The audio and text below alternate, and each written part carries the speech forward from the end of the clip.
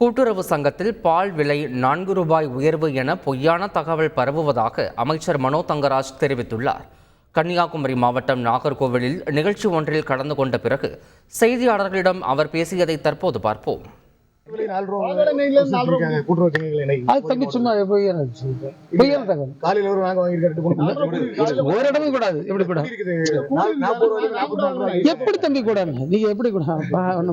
ஈரோட்டில் சாலை பாதுகாப்பு விழிப்புணர்வு பேரணியை மதுவிலக்குத்துறை அமைச்சர் முத்துசாமி தொடங்கி வைத்தார்.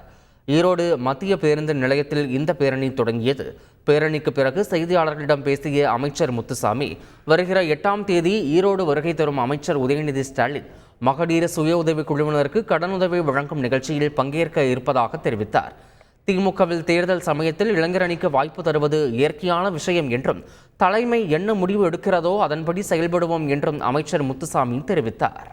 திமுக கூட்டணியில் கடலூர் நாடாளுமன்ற தொகுதி வேண்டும் என்று கேட்டுள்ளதாக தமிழக வாழ்வுரிமை கட்சி தலைவர் வேல்முருகன் தெரிவித்துள்ளார்.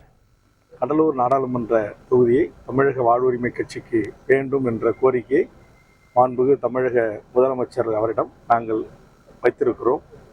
முதலமைச்சர் தற்போது வெளிநாட்டு பயணம் மேற்கொண்டிருக்கிறார்.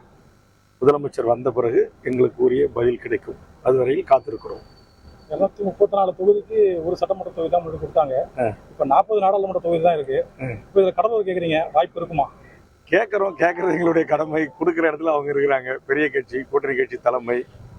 நாங்கள் சட்டமன்றத்தில் இப்போ எப்படி என்னுடைய குரல் ஒலிக்கிறதோ அதுமாதிரி நாடாளுமன்றத்திலும் எங்கள் கட்சியின் குரல் ஒலிக்க வேண்டும் என்று நாங்கள் விரும்புகிறோம். கடலூர் நாடாளுமன்ற தொகுதியில் KS அழகிரி போட்டியிட வேண்டும் என்று காங்கிரஸ் கட்சி கூட்டத்தில் நிர்வாகிகள் தீர்மானம் நிறைவேற்றியுள்ளனர். கடலூர் டவுன்ஹாலில் மத்திய மாவட்ட காங்கிரஸ் பொதுக்குழு உறுப்பினர்கள் கூட்டம் நடைபெற்றது.